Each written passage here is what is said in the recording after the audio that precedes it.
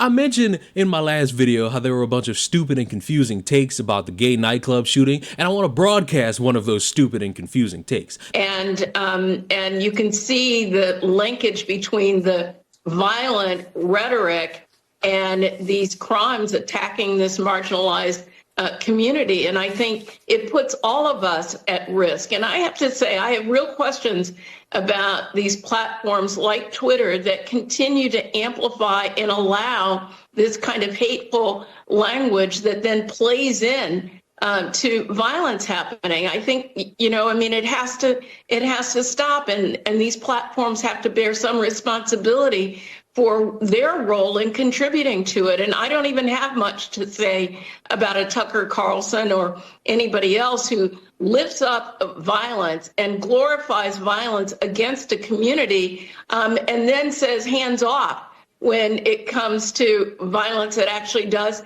happen in that community. And so this is a tragedy for Colorado Springs, but the Pulse nightclub was a tragedy for Florida. It's a tragedy for all of us when people are targeted because of who they are, and that it's allowed to happen. And the theory is if you're fearful enough, you're not going to push back. But what we need to see happening is the exact opposite. We need to see accountability and consequences. So first, a real quick hate crime charge here on top of the homicide charges. I applaud that. That tells me prosecutors and police, they found quickly what they needed. That means they know this was a bias crime. This is likely, and since we've heard reports that the subject isn't cooperating with police, that means they likely found clear and convincing evidence on his devices. If he's a consumer of the people we just rattled off, from Lauren Boebert to Tucker Carlson, let's get it out. Let's get it out at trial. Let's expose it for what it is, name it and shame it. He's a consumer of these people, and those people should face civil consequences from the victims. Now, I understand all these different news TV stations don't like each other, and they're always constantly throwing jabs at one another, and they're all on one political side, and they always got to talk about something to boost their ratings. I get all that. But if we're going to look at a tragedy and say this is obviously the fault of people like Tucker Carlson because they're spewing nothing but hatred and hateful rhetoric about this group of people, and it leads to people being inspired to create violence upon them, and it's obvious they should be charged and put in prison and suffer consequences for promoting that hatred to an audience full of gullible human beings. If that's the logic we're gonna go with, cool, as long as you allow me to line up Don Lemon,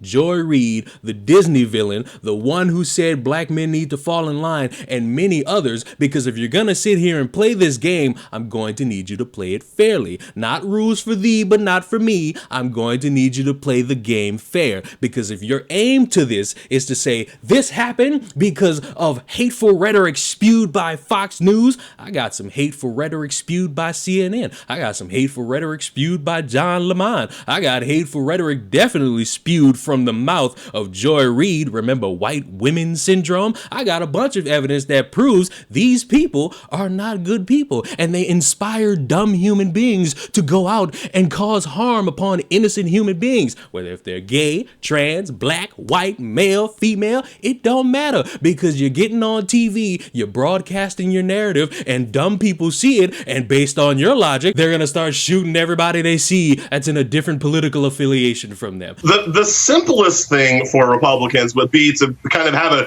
normal kind of above board hearing, let her be confirmed so she doesn't change the balance of power of the court anyway, and go back to talking about the things that work for them, to go back to crying about gas prices or talking about Hunter Biden's laptop or whatever other thing counts as a Republican platform these days, because she is going to be confirmed and she is going to be well liked while she's confirmed, and she's not going against her is kind of a waste of their time. But I don't want to let the Josh Hawley thing lie, because here's where I need the Democrats to step up, because when they try to smear her, I need the Democrats to get up there and defend her just as vociferously as Lindsey Graham defended alleged attempted rapist Brett Kavanaugh.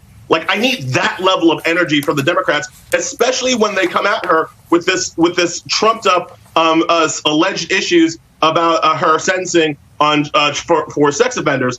Because what Josh Hawley is doing, let's be very clear. What Josh Hawley is doing when he tries to do this is he's trying to get her killed.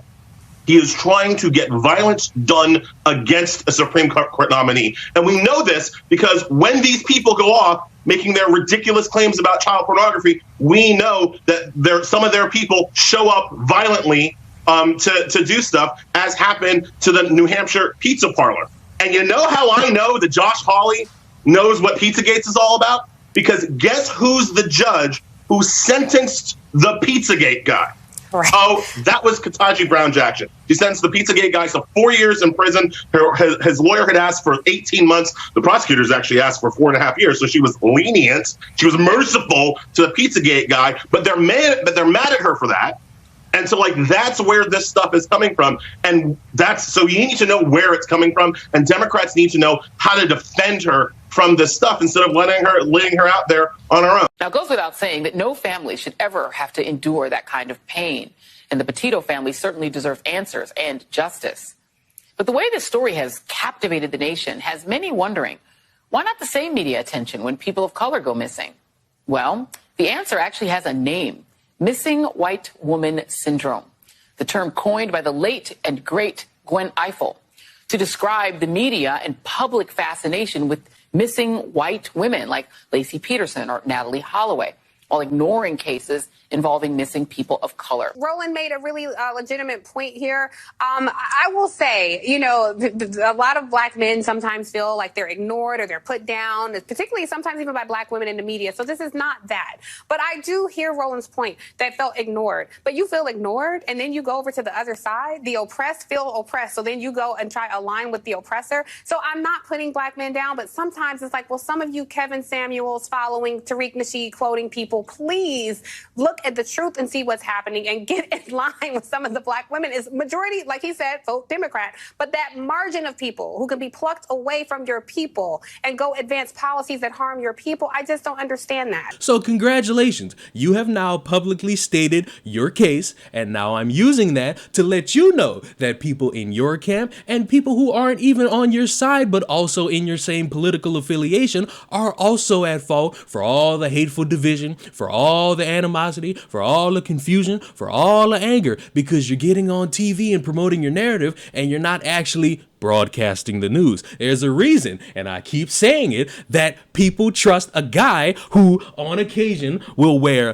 a pink hat, or for sometimes just to feel like he wants to be a Dr. Seuss character, this hat, and have more credibility than any of you because he spends more time actually waiting. He doesn't spend too much time saying, hey, this obvious one instance is a result of every single person in this group. He sits here, talks about the obvious, and walks out with his dick swinging, because that's all that needs to be done. When you're creating these hoops to jump through, people are going to jump through it, and then they're going to turn around and realize, wait a minute, you didn't jump through that hoop and you did the same thing I did. So now they're going to come back and want you to suffer the same type of consequence. So the lesson to be learned is this: if you're going to start doing something and you're trying to use that to target your opponents, you better make sure you ain't got no skeletons in your closet, because the obvious person, me, the person who has the common sense, is going to look at both sides, use that logic, and turn it against you, because of course you are a dumb human being who didn't think that through. So the next time you want to take down your opponents,